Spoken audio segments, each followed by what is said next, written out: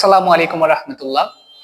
আমাদের উদয় শিক্ষালয় কর্তৃক পরিচালিত এবং ওয়েবসাইট কর্তৃক আয়োজিত নবম দশম শ্রেণীর যে একটি অনলাইন স্টাডি প্রোগ্রাম আমরা চালু করেছি, সেটির আজকে আমি বাংলা দ্বিতীয় শব্দের উপরে ক্লাস নিব।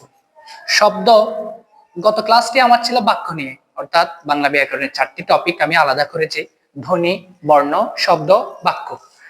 এর মধ্যে আমি বাক্যের উপর ক্লাসটা নিয়ে ফেলেছি, আজকে নিব শব্দের উপর। ধ্বনি কি? এক ধরনের সাউন্ড, আওয়াজ, যেটা আমাদের বাক প্রত্যঙ্গের সাহায্যে উচ্চারিত হয়ে থাকে। আর এই ধ্বনিকে দেখার জন্য যে প্রতীকের প্রয়োজন হয় সেটা হচ্ছে বর্ণ। আর একাধিক বর্ণ মিলে যখন অর্থবোধক কিছু হয় সেটাকে আমরা শব্দ বলি। একাধিক শব্দ মিলে যখন অর্থবোধক কিছু হয় সেটা এক ধরনের বাক্য। যাই হোক, শব্দ নিয়ে 6 থেকে 12 পর্যন্ত এই টপিকগুলা ঘুরে ফিরে আসতে থাকে। তার মধ্যে গঠনগতভাবে শব্দ হচ্ছে কি 2 প্রকার: মৌলিক, সাধিত। আর উৎসগতভাবে 4 প্রকার: তৎসম, তদ্ভব, দেশি, বিদেশি। আমাদের সময় উৎসগতভাবে শব্দ ছিল 5 ধরনের। তৎসম, অর্ধ তৎসম একটা ছিল, যেটা কিঞ্চিত পরিমাণ পরিবর্তন হয়ে বাংলাতে আসছিল সংস্কৃত থেকে, কিন্তু বর্তমানে অর্ধ তৎসম না, তৎসম, তদ্ভব, দেশি, বিদেশি। আর পদগতভাবে যেটার একটা ইংরেজি ভার্সন আছে, পার্টস অফ স্পিচ। একটা বাক্যের মধ্যে প্রত্যেকটা পদকে কোনটা কোন পদ, ওইটার উপর ডিপেন্ড করে 8 প্রকার: বিশেষ্য, সর্বনাম, বিশেষণ, ক্রিয়া, ক্রিয়া বিশেষণ, পদান্বয়ী অব্যয়, যোজক, আবেগ, noun, pronoun, adjective, verb, adverb, preposition, conjunction, interjection. শব্দজিত্য 3 ধরনের, অর্থাৎ শব্দ উচ্চারণের উপর ডিপেন্ড করে, একই শব্দ 2 বার উচ্চারণ করার উপর ডিপেন্ড করে। অনুকার, শব্দদ্বিত্ব, ধন্যাত্মক, পুনরাবৃত্তি। 3 ভাগে ভাগ করা হয়েছে। আর তাছাড়া প্রকৃতি, প্রত্যয় বা উপসর্গ, এটা অনেক বিশাল একটা টপিক। আজকে শব্দের সাথে আমি নিয়ে ফেলবো, তো সে কারণে একটু যত সহজে, যত শর্টে তোমাদেরকে বুঝিয়ে ফেলা যায় সেটা আমি চেষ্টা করব। ফার্স্ট,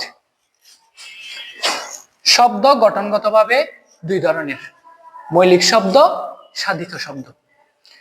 আমরা জানি মৌলিক হচ্ছে যে শব্দগুলোকে ভাঙা যায় না, ইউনিক। আর যেগুলোকে ভাঙা যায় সেগুলো হচ্ছে সাধিত বা যৌগিক শব্দ। ডিটেলস আসি। যেমন আমি যদি এখানের একটা শব্দ দেওয়া আছে পরিচালক, পরিচালক। উদাহরণগুলো তোমাদের বই থেকে আমি নিয়েছি, এগুলা দিয়ে আজকে পুরো ক্লাসটা আমি শেষ করবো ইনশাল্লাহ।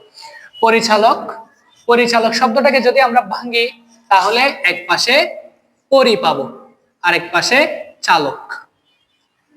এখানে এই 2টা অংশের মধ্যে কোনটার মিনিং আছে, কোনটার মানে আছে? অবশ্যই চালকের। পরিয়াটা তো এটার সাথে একটা অ্যাড হয়েছে শব্দ, তাইলে এখানে মূল শব্দ কোনটা, মূল অংশ কোনটা? চালক।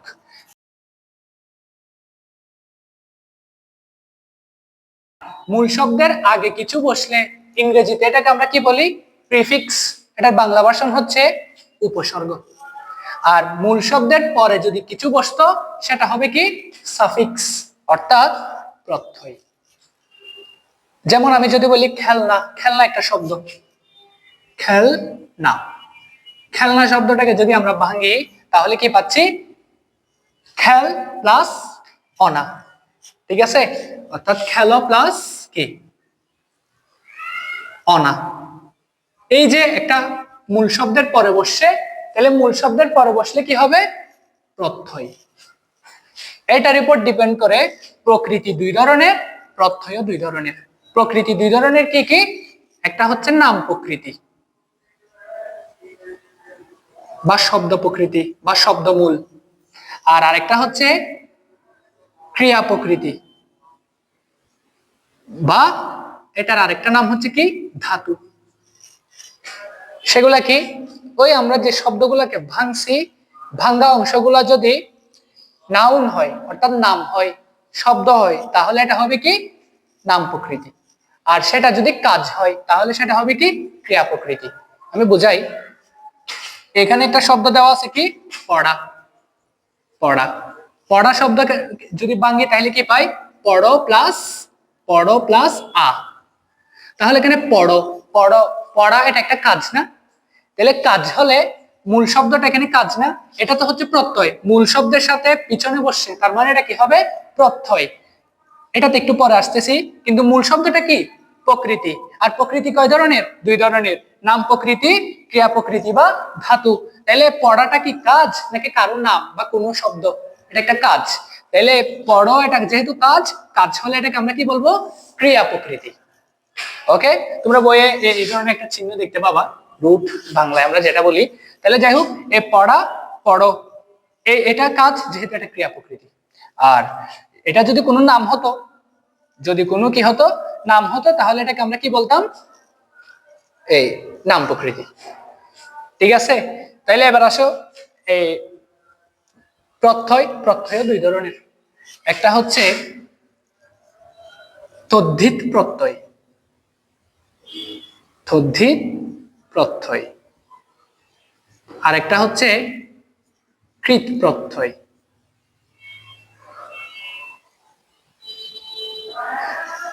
একটা শব্দ যদি আমি লিখি চোরাই, এই চোরাই শব্দটাকে বাংলা কি পাই? চোর প্লাস আই, এই টাইপসের কিছু তো। তাহলে এবার দেখো, চোর, এই শব্দটাকে যদি ভাঙি, তাহলে এক পাশে কি পাচ্ছি? চোর পাচ্ছি, আরেক পাশে কি? আই। তাহলে চোরটা কি কোনো নাম নাকি কাজ? চোর এটা একটা নাম, যে চুরি করে সে চোর, তাহলে এটা একটা নাম, শব্দ। তাহলে এই শব্দটা কি হবে? নাম প্রকৃতি। ঠিক আছে। আর এটা যদি কোনো কাজ হয়, এই পড়ো, পড়া, শুনো প্লাস আনি, ঠিক আছে, এরকম শোনা, শোনাটা একটা কাজ। তাহলে এই শব্দটাকে যদি ভাঙি, শুনো প্লাস আনি, তাহলে শুনোটা একটা কাজ। তাহলে মূল শব্দ যদি কাজ বোঝায়, তাহলে কি হবে? ক্রিয়া প্রকৃতি। আর মূল শব্দ যদি নাম বোঝায়, তাহলে কি হবে? নাম প্রকৃতি। ওকে, তাহলে চোরাইয়ের মধ্যে চোর এটা কি হবে? নাম প্রকৃতি। ওকে, আর যে এটার সাথে যে প্রত্যয়টা বসে, এটা যদি নামের সাথে বসে তাহলে হবে তদ্ধিত প্রত্যয়, সেটা যদি কাজের সাথে বসে তাহলে হবে কি? কৃত প্রত্যয়। ওকে, যেমন চোরাই, এটা বাংসি, এটা চোর, চোর এটা নাম, নামের সাথে আয় বসে, আয় এটা তদ্ধিত, এটা একটা প্রত্যয়, প্রত্যয়টা কার সাথে বসে? নামের সাথে বসে, আর নামের সাথে বসলে তদ্ধিত প্রত্যয়। আর এটা এটা যেমন এই পড়া, পড়ো প্লাস কি? আ, এই আ এটা একটা প্রত্যয়, প্রত্যয়টা কার সাথে বসে? পড়োর সাথে। পড়ো এটা কি? এই পড়ো এটা হচ্ছে কি? কাজ, মানে ধাতু বা ক্রিয়া প্রকৃতি। ক্রিয়া প্রকৃতির সাথে যে প্রত্যয় বসবে সেটা হবে কি? কৃত প্রত্যয়। ওকে, একদম সহজ। এরপরে উপসর্গ, উপসর্গ মূল শব্দের আগে বসছে, সেটা উপসর্গ। আমাদের বাংলা ভাষায় অনেকগুলো উপসর্গ আমরা ব্যবহার করে থাকি, অর্থাৎ আমরা সচরাচর কথা যেগুলো বলি, এর মধ্যে আমরা খাঁটি বাংলা উপসর্গ, সংস্কৃত, আরবি, ফার্সি, হিন্দি, ইংরেজি, এই আরো অনেক।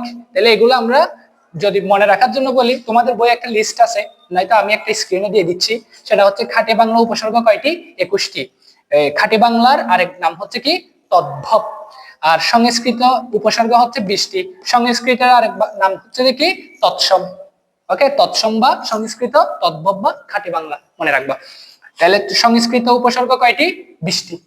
খাঁটি বাংলা উপসর্গ কয়টি? 21টি। আরো কয়েকটা আমি লিস্টে স্ক্রিনে দিয়ে দিচ্ছি, তোমরা স্ক্রিনশট মেরে রেখে দিও। এটা এখানে আরবি আছে, ফার্সি আছে, হিন্দি আছে, ইংরেজি আছে। ওকে, তাহলে এই প্রকৃতি, প্রত্যয়, উপসর্গ, এগুলা শর্টে মনে রাখার জন্য আমি এই উদাহরণগুলো দিয়েছি। আসো নেক্সট। তাহলে গঠনগতভাবে শব্দ দুই প্রকার, মৌলিক এবং সাধিত। মৌলিক শব্দ যেটাকে ভাঙা যাবে না, যেমন হাত, হাত এই শব্দটাকে ভাঙতে পারবে তুমি? পারবা না। ওকে, কিন্তু এই পরিচালক, এই শব্দটাকে তুমি ভাঙতে পারতেছো, পরি প্লাস চালক। তাহলে যেটাকে ভাঙা যাবে সাধিত শব্দ, যেটাকে ভাঙা যাবে না মৌলিক শব্দ। ওকে, এবার আসো উৎসগত ভাবে, অর্থাৎ আমরা বাংলা ভাষায় যে শব্দগুলো ব্যবহার করি সেগুলা আসছে বিভিন্ন ভাষা থেকে আসছে। আমরা সাধারণত কথা বলে থাকি, আমি হসপিটালে যাচ্ছি, এই যে হসপিটাল, এটা একটা ইংরেজি শব্দ। কেমন? ভালো কাজ করো তুমি জান্নাতে যাবে, তাহলে জান্নাত, জান্নাত শব্দটা আরবি শব্দ। খারাপ কাজ করলে তুমি দুজকে যাবে, এই দুজক শব্দটা ফার্সি শব্দ। ওকে, আমরা সচরাচর অনেক শব্দ ব্যবহার করি যেগুলো বিভিন্ন ভাষা থেকে আমাদের বাংলা ভাষায় প্রবেশ করছে, কিন্তু আমরা এমন ভাবে বলি মনে হয় এগুলা আমাদেরই ভাষা। এরকম ভাষাগুলা তৎসম, তদ্ভব, দেশি, বিদেশি। তৎসম কোনগুলা? যেগুলো আর্য ভাষা থেকে কিঞ্চিত পরিমাণ পরিবর্তিত হয়ে সংস্কৃত, এটার আরেকটা নাম হচ্ছে কি? সংস্কৃত। যেগুলো পুরাতন অনেক শব্দ, যেমন গ্রহ, আকাশ, নক্ষত্র, এই টাইপসের শব্দগুলো হচ্ছে তৎসম, যেটার আরেক নাম হচ্ছে কি? সংস্কৃত। আর তদ্ভব হচ্ছে আমাদের বাংলা, যেগুলো খাঁটি বাংলা আমরা সাধারণত ব্যবহার করে থাকি, বাত, হাত, নাক, চোখ, এই ধরনের সাধারণত যে শব্দগুলা ব্যবহার করে থাকি সেগুলো হচ্ছে খাঁটি বাংলা বা তদ্ভব।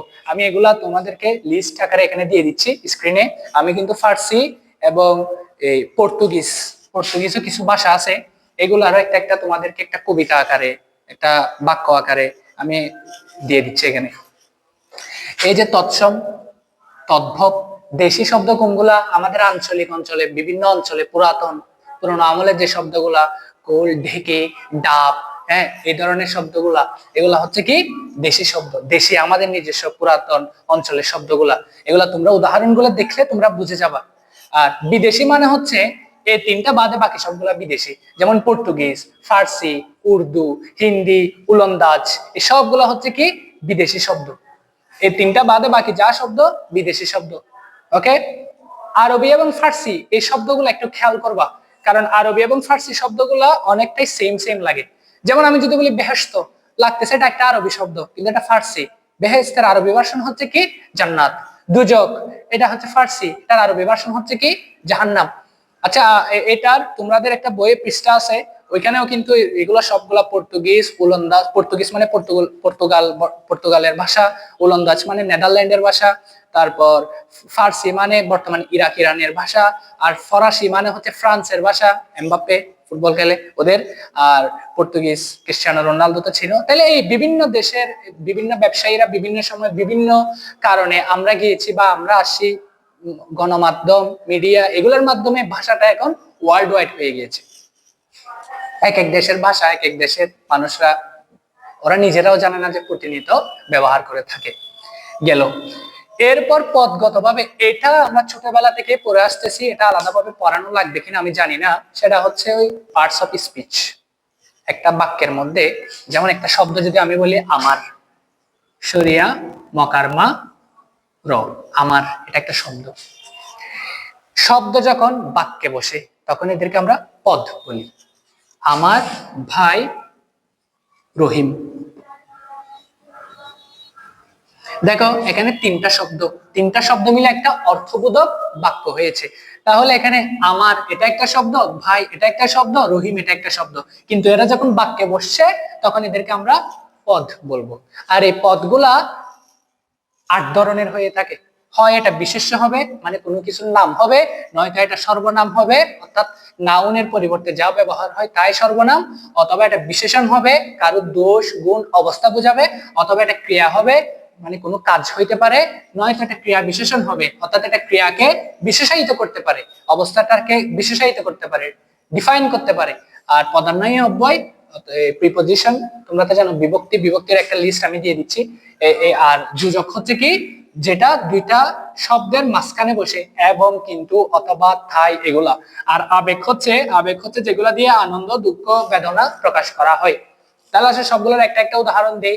যেমন এই শব্দের নাম কি, রহিম এটা একটা নাম, এটা হচ্ছে বিশেষ্য। হ্যাঁ, সর্বনাম কি, নাউনের পরিবর্তে যা ব্যবহার হয়, আমি, তুমি, সে, তারা, ইহা, এটি, এগুলো হচ্ছে সবগুলা কি সর্বনাম। আর যেমন এটা একটা সর্বনাম।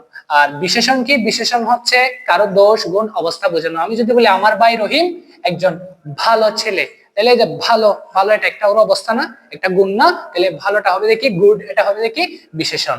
আর কেয়া, আমার ভাই রহিম খেলছে, এই যে খেলা এটা একটা কাজ, আর কাজ বোঝালে সেটা কি হবে ক্রিয়া।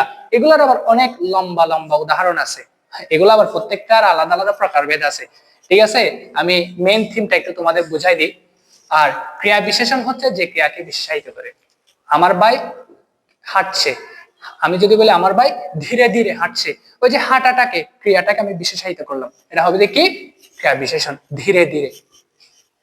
আর পদান্বয়ী অব্যয় এগুলো হচ্ছে ওই বিভক্তি, যেমন র, টু, ফ্রম, অথবা থেকে, হতে, থেকে, চেয়ে, এই ধরনের শব্দগুলা। রহিম খুলনা থেকে চট্টগ্রামে যাচ্ছে, ওই থেকে, এগুলো এক ধরনের কি প্রিপোজিশন। ঠিক আছে, প্রাধান্যই অব্যয়। আর যোজক হচ্ছে এবং, কিন্তু, অথবা, তাই, দুইটা শব্দের যে যোগ করাই অথবা বাক করে ফেলে, এগুলো হচ্ছে যে কি প্রাধান্য, যোজক, কনজাংশন যেটাকে আমরা বলি।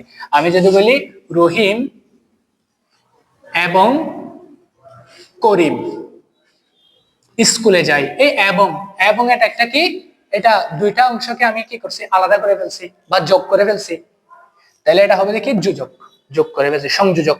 এবং কিন্তু অথবা থাই। আর আবেগ, আবেগ ওই হুররা অর্থাৎ আহা, লোকটি মারা গেল, এই যে আহা, এটা এই আহা এটার পরে আমি একটা চিহ্ন দিয়ে বেদনা বুঝালাম, তখন এটা কি হবে? আবেগ সূচক শব্দ। ওকে। আর শব্দ দ্বিত্ব খুবই গুরুত্বপূর্ণ একটা মজার টপিক, এটা মনে রাখা একদম সহজ। আমরা কথায় কথায় বলি না, এই যে এখন কথায় কথায় একটা শব্দ আমি দুইবার উচ্চারণ করলাম, দেখো কথায় কথায়। গরম গরম জিলাপি, এই গরম গরম একই শব্দটা আমি দুইবার উচ্চারণ করছি, অর্থাৎ শব্দ দ্বিত্ব। অঙ্ক টঙ্ক আমার ভালো লাগে না, এই অঙ্ক টঙ্ক। ঠিক আছে। মেসি টেসি, এই মেসি টেসি, অর্থাৎ একই শব্দের হুবহু দ্বিতীয়বার উচ্চারণ করা, এগুলা হচ্ছে কি শব্দ দ্বিত্ব। এই শব্দ দ্বিত্ব এটা হচ্ছে কি তিন ধরনের: অনুকার, ধন্যাত্মক, পুনরাবৃত্তি। অনুকার কি? প্রথমটার অনুকরণে দ্বিতীয়টা হয়ে থাকে, যেমন এই অঙ্ক টঙ্ক, মাথা ঠাতা, এই টাইপের কথাগুলা কি, মাইক টাইক, এই গোড়া গুড়ি, অর্থাৎ একই সমজাতীয় শব্দ। ওকে, এগুলা হচ্ছে কি অনুকার শব্দ দ্বিত্ব। আর ধন্যাত্মক হচ্ছে কি ধন্যাত্মক ধ্বনি, এটা একটা আওয়াজ হবে, এটার কোনো মানে নাই। আমি যদি বলি আমার মাথাটা খন খন করছে, মাথাটা আমার বাতাসে এখানে শা শা করছে, গাড়িটা শা শা করে চলছে, ঠিক আছে, তারপর ঢং ঢং করে হাঁটছে, এই যে এই শব্দগুলা ডং ডং, ধমাধম, টক টক, হ্যাঁ, খটখট, এগুলো একটা আওয়াজ থাকে, এগুলো কিন্তু মানে, এগুলো কোনো আসলে অর্থ থাকে না। টক টক করে শব্দ করছে, এই টক টক মানেটা কি? ঠিক আছে। এই যে ধ্বনি, ধ্বনিগুলা যখন, আওয়াজগুলা যখন দুই তিনবার একই শব্দগুলো বসাই, তখন এগুলাকে আমরা ধন্যাত্মক শব্দযুক্ত বলি। ওকে, মানে থাকে না, কিন্তু এগুলো আমরা প্রতিনিয়ত ইউজ করে থাকি। আর পুনরাবৃত্তি মানে কি? হুবহু শব্দগুলো দুইবার উচ্চারণ করে ফেলা। গরম গরম জিলাপি, হ্যাঁ, সে মনে মনে আমার কথা বলছে, সে কথায় কথায় ঝগড়া করে। ওকে, এই যে একই শব্দটা দুইবার উচ্চারণ, এগুলো হচ্ছে কি পুনরাবৃত্তি। তাহলে ইনশাল্লাহ এই অনুকারটা কি? একই শব্দের অনুকরণে দ্বিতীয়টা হয়ে থাকে অঙ্ক টঙ্ক, গুড়া গুড়ি, হ্যাঁ, এই টাইপের শব্দগুলা, মেসি টেসি, হ্যাঁ, এই টাইপসের। আর ধন্যাত্মক হচ্ছে কি ঢং ঢং, ধমাধম, কট কট, টক টক, হ্যাঁ, শা শা, ঘন ঘন, বক বক, সে সারাদিন বক বক করে। বক বকের মানে আছে কোনো? নাই, কিন্তু এটা আমরা প্রতিনিয়ত ইউজ করে থাকি। তাহলে এই যে ধ্বনি আওয়াজ টাইপের শব্দগুলো হচ্ছে কি ধন্যাত্মক। আর পুনরাবৃত্তি কি? একই শব্দ দুইবার উচ্চারণ করা। তাহলে ইনশাল্লাহ আমি সবগুলো টপিক মোটামুটি, যেহেতু ক্লাসগুলোর লেন্থই আমাকে দিয়ে দেওয়া হয়েছে, আজকে ক্লাসটা 20 মিনিটের ভিতর, তো আমি যতটুকু পারছি, যত শর্টে পারছি, এটা সবগুলো টপিকের আলাদা আলাদা পরিচ্ছেদ আছে, পৃষ্ঠা সহ দেওয়া আছে, ওইখানে কিন্তু এগুলো দেওয়া আছে। আমার এই ক্লাসটা দেখার সময় তোমরা বই এবং খাতা নিয়ে বসবা, দরকার হলে আরেকবার দেখবা। ওকে, আলহামদুলিল্লাহ আমরা শব্দ এবং বাক্য নিয়ে ফেলছি। সামনের ক্লাসে ধ্বনি বা বর্ণ এটার উপর নিতে পারি কিনা দেখবো, নয়তো বাংলা দ্বিতীয় অন্য কোনো টপিক যেটা একদম 6 থেকে 12 পর্যন্ত উপকার আসবে, এই ধরনের একটা ক্লাস আমি নিব। ঠিক আছে, আল্লাহ হাফেজ, ভালো থাকবেন সবাই।